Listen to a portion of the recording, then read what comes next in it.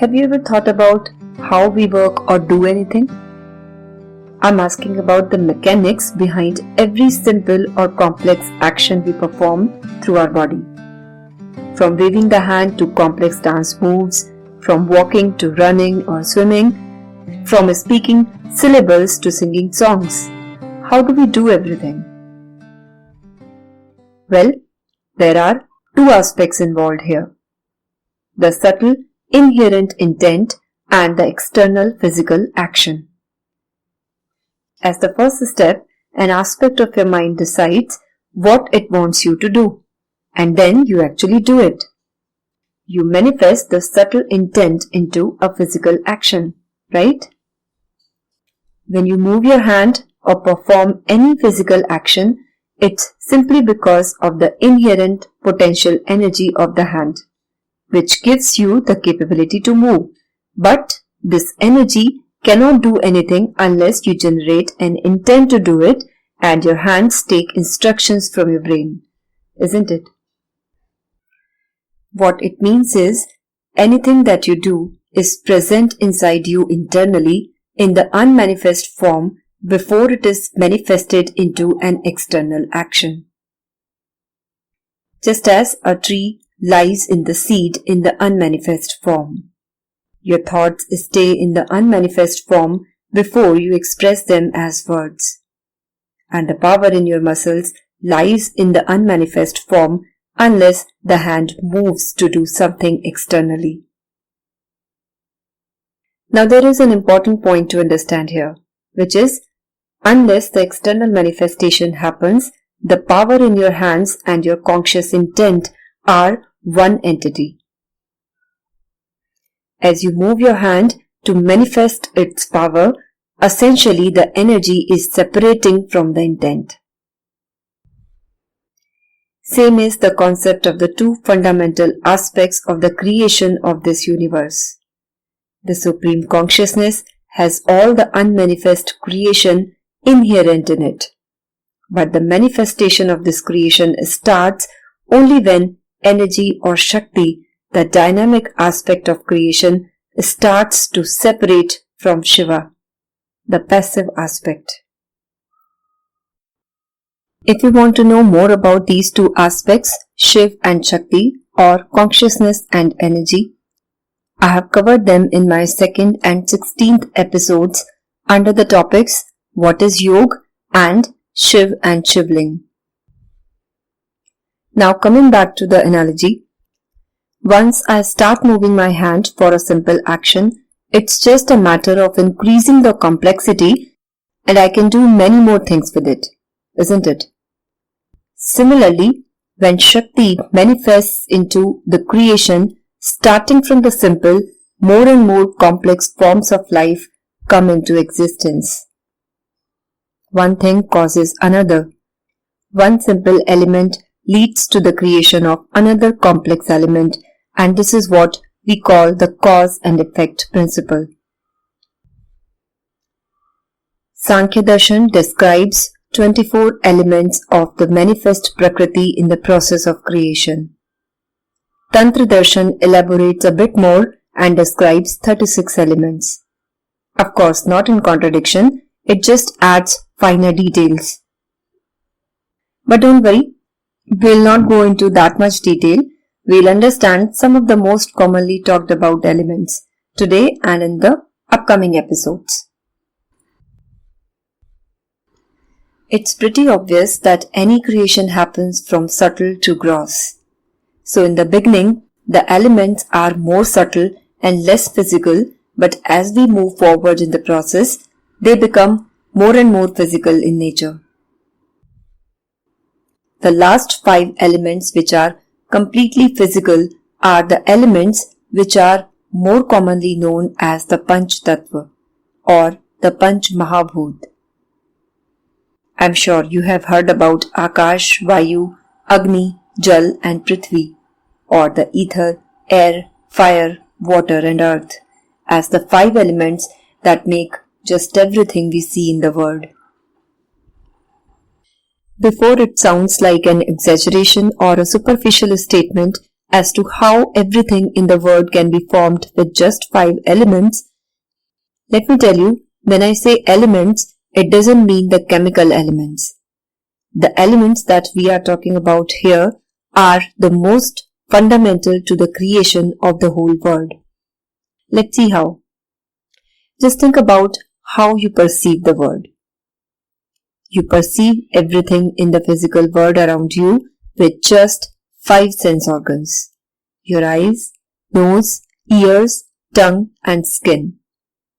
Do you think there is any other way to know anything physical? No, there isn't. That means that everything that exists physically in this world has a maximum of 5 properties through which it can be perceived. Sound or shabd, touch or sparsh, form or roop, taste or ras, and smell or gandh. And these 5 properties come from the elements which we call the Panch Tatva. The properties shabd, sparsh, roop, ras and gandh are called the tanamatras, and of course the senses of their perception are called the Gyanendriya. Let's understand the Panch Tatva in a little more detail now. Out of these 5, the first physical element that gets created from the subtle elements should be the one which is less physical in nature, and then as we move further, physical properties of the elements should increase in the order of their creation, right? So the first element is ether, which means space or akash. The only physical property it has is the sound or shabd. In the last 2 episodes, we talked about the creation beginning from sound. Sound is the basis of everything.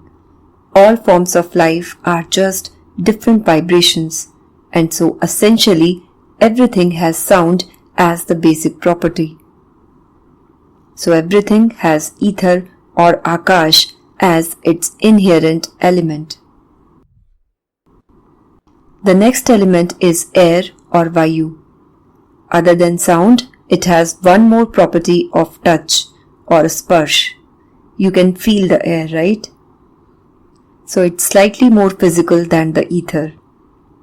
When we say air, it doesn't mean that we are talking about any particular gas like oxygen or hydrogen or anything else. Essentially, it means that anything that you can touch has the vayu element in it. The next element becomes even more physical with one more property added to it. Form or roop, which we can perceive with our sense of sight. And the element which now has 3 properties of shabd, sparsh and roop is fire, Agni.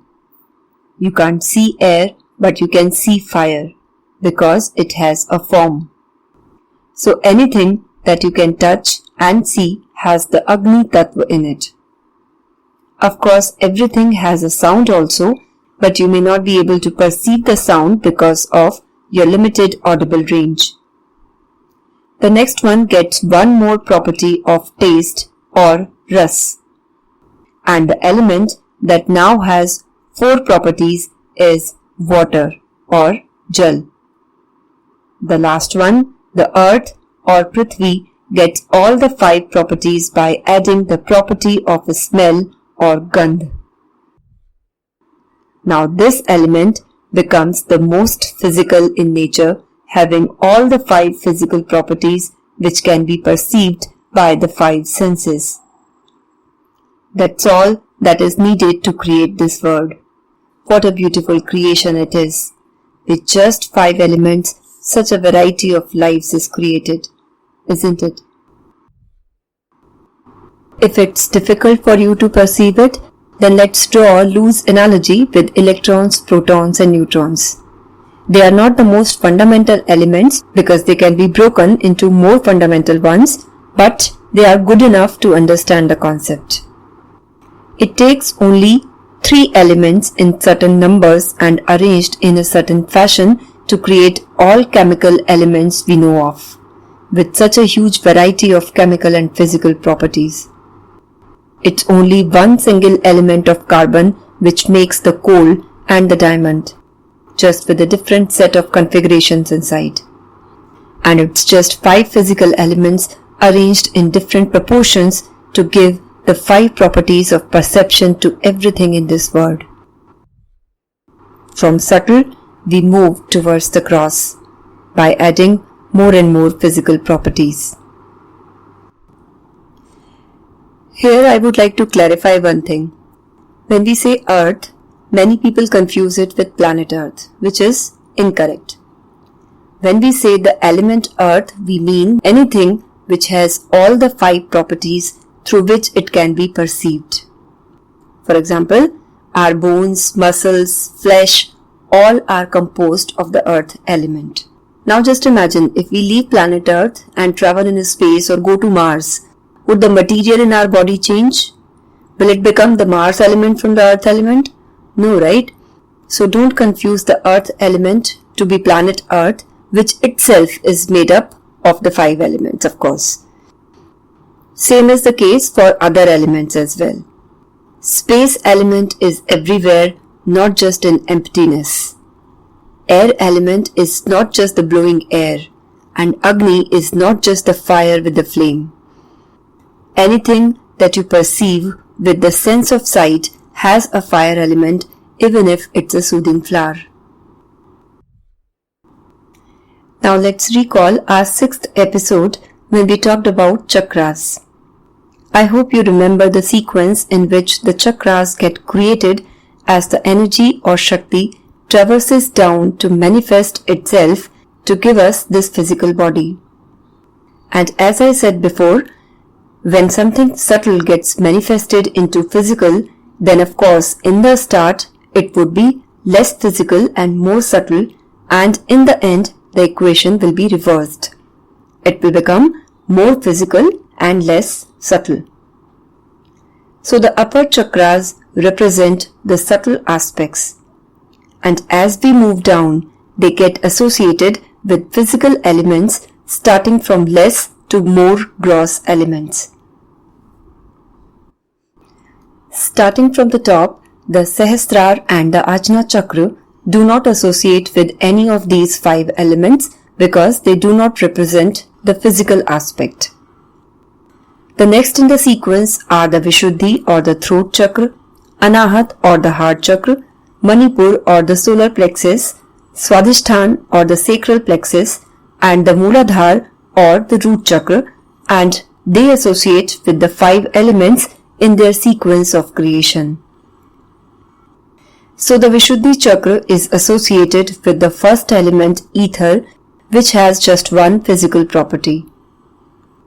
The Anahat chakra with Vayu or air with 2 physical properties, the Manipur with Agni or fire with 3 physical properties, Swadhisthana with Jal or water having 4 physical properties, and the Mooladhara with Prithvi or earth having all the 5 physical properties or tanamatras.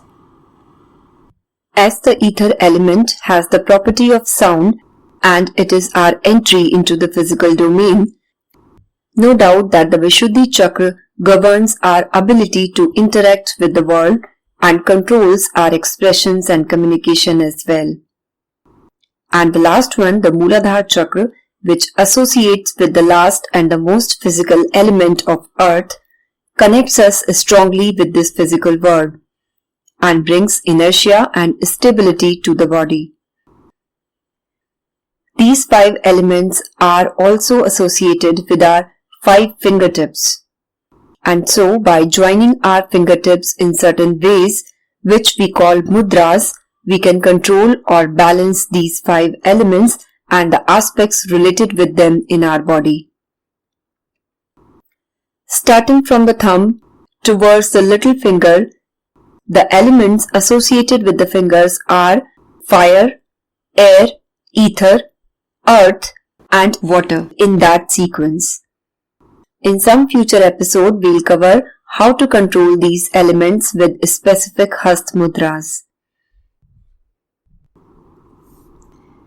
Now, Having talked about the 5 elements which are collectively called the Panch Tatva or the Panch Mahabhuta and their corresponding properties Shabd, Sparsh, Roop, Ras and Gandh, which are called the tanamatras, let's see which element is the cause of their creation.